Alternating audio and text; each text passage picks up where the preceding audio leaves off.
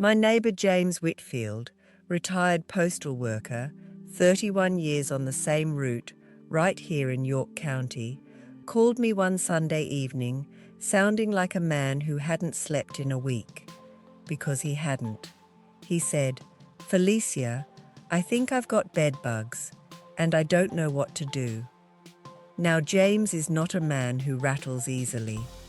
This is a man who delivered mail in blizzards, who raised 3 kids on 1 income, who fixed his own roof at 64 years old without asking anybody for help. But there was something in his voice that night that I hadn't heard before. It was shame, quiet, heavy shame, like he'd done something wrong just by having this problem in his house. He told me his granddaughter had come to stay with him for a week back in August. She'd been traveling, sleeping in different places, the way young people do, and about 10 days after she left, James started waking up with little red marks on his arms. Thought it was mosquitoes at first. Then he saw one, on his mattress, just sitting there bold as anything. He called an exterminator. The man came out, walked through the house for 20 minutes, and handed James a quote for $1,100. $1,100. And told him that even after treatment, he might need to come back 2 or 3 more times. That the bugs were resistant to most sprays now. That they were nearly impossible to get rid of completely. That James should just accept it might take 6 months. James said to me, "Felicia, I felt like he was reading me my last rites. I want to tell you something today, friend, and I need you to hear me clearly. They lied to you. Bedbugs are not invincible. They are not some new supernatural pest that only $1,000 chemical treatment can handle. People have been dealing with bedbugs for centuries, and for most of that time, there were no exterminators, no pesticides, no heat treatment trucks parked in your driveway charging by the hour. There were just people, smart, resourceful, practical people who knew what worked. And it worked just fine. Today I'm going to tell you what they knew. By the way, if we're just meeting, I'm Felicia Brooks. 72 years old, York County, Pennsylvania, born and raised. I'm not an exterminator. I'm not selling you anything. I'm a grandmother and a retired school teacher who believes that folks our age have been talked out of our own common sense for far too long. So pull up a chair. Let's have a real conversation. Now, let me start by telling you what bedbugs actually are, because the fear around them is bigger than the bug itself, and that fear is costing people like James a lot of money they don't need to spend. Bedbugs are small, flat insects, about the size of an apple seed. They hide in mattress seams, bed frames, baseboards, and the folds of your curtains. They come out at night, feed, and go back into hiding. They don't fly, they can't jump, they move slowly, and they're not particularly clever. What they are is persistent, and they reproduce fast. One female can lay up to 5 eggs a day. That's why if you wait too long and do nothing, a small problem becomes a big one. But here's the truth nobody tells you. Their weakness is heat, certain natural compounds, and consistency. That's it. That's all it takes. The Amish communities across Lancaster County, just right down the road from where I'm sitting, they don't call exterminators. They never have. They use the same methods their grandparents used. And I have never, not once, heard of an Amish family with a long-term bedbug problem. Here is what they do. And here is what you can do, starting today. The very first thing, and I cannot stress this enough, is heat. Bedbugs cannot survive temperatures above 118 degrees Fahrenheit. They die, every single one of them, eggs, nymphs, adults, all gone. So your first line of defense costs you nothing but time. Strip your bed completely. Take every sheet, pillowcase, blanket, and mattress cover and wash it on the hottest water setting your machine has. Then put it straight into the dryer. Not a cool dry, not a medium setting, the highest heat setting you have, for at least 30 minutes. 30 full minutes of high heat kills them completely. Do this for everything fabric in the room, curtains, throw pillows, that old quilt at the foot of the bed, everything. Now, while those are washing, and this is important, take your mattress outside if you can, into direct summer sunlight. A mattress sitting in full sun on a hot day can reach temperatures well above what bedbugs can survive. Leave it out for several hours. If it's winter or you can't move the mattress, a clothes steamer, the kind you can buy at Walmart for $20 or $30, can do the same job.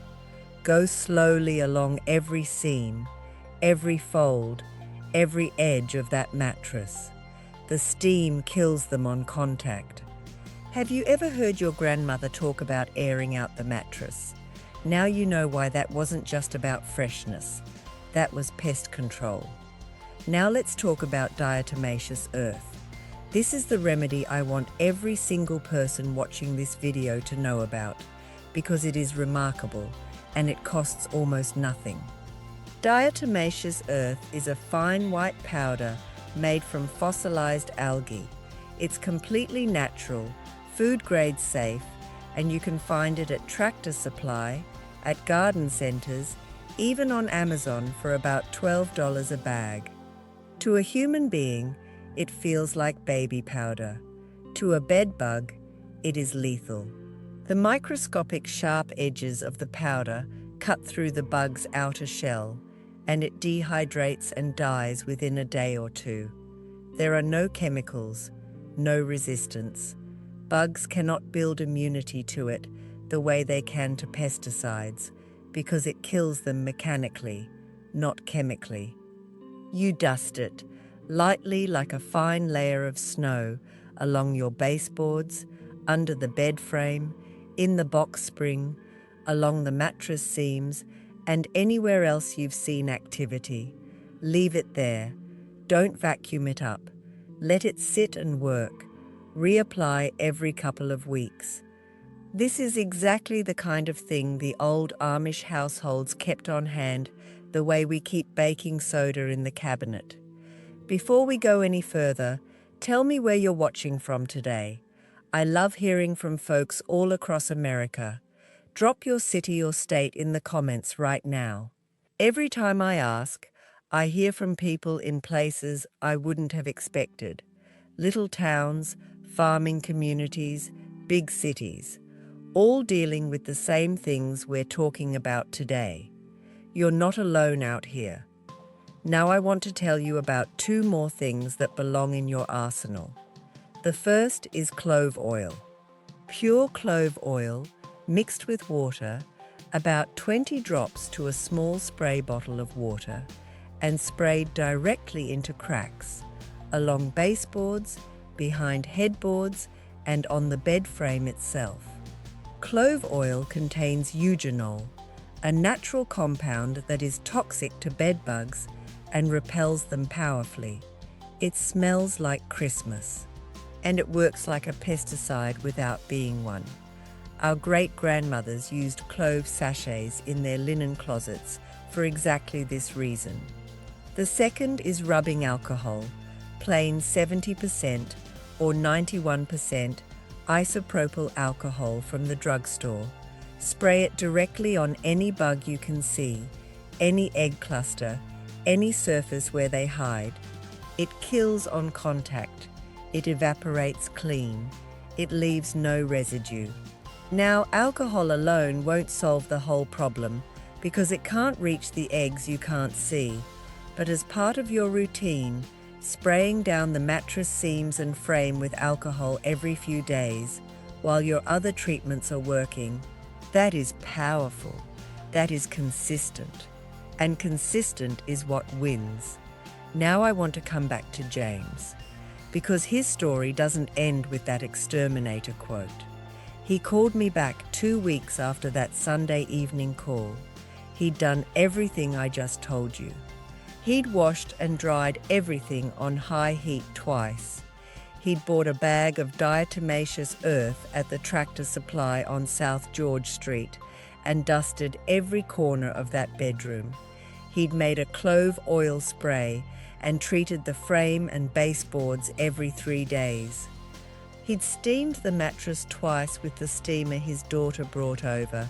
2 weeks in, he told me he hadn't seen a single live bug in 5 days. At 4 weeks, they were gone.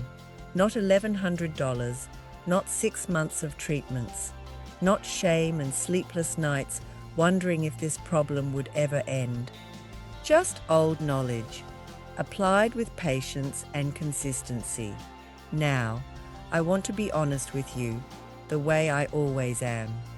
If you have a severe infestation that's spread to multiple rooms, you may need professional help alongside these methods. I'm not telling you to ignore a serious problem. What I am telling you is that the fear and helplessness that exterminators sometimes sell, that is not the truth. You have more power over this than they want you to think. And I want you to hear this part clearly, because it's the real message under everything I've said today. Folks our age grew up in houses where problems got solved with what you had on hand, where nobody panicked, where your grandmother knew exactly what to do and she did it, quietly, practically, without drama. That knowledge didn't disappear. It just got buried under a lot of advertising and a lot of people with something to sell. I am just here to help you dig it back up. You are not helpless in your own home. Your home is yours. You take care of it, and it will take care of you. If this video helped you today, if it gave you some peace of mind or a clear plan to get started, please hit that like button. It helps this channel reach more people who need to hear it. And subscribe if you haven't, because I put out a new video every single day. Real wisdom, real remedies, real conversation, no nonsense, no upsells, just one older woman sharing what she knows. Drop a comment and tell me, have you ever dealt with bedbugs? What did you try? I want to hear your story. We're all in this together. This is Felicia Brooks from York County, Pennsylvania. God bless you all, and I'll see you tomorrow.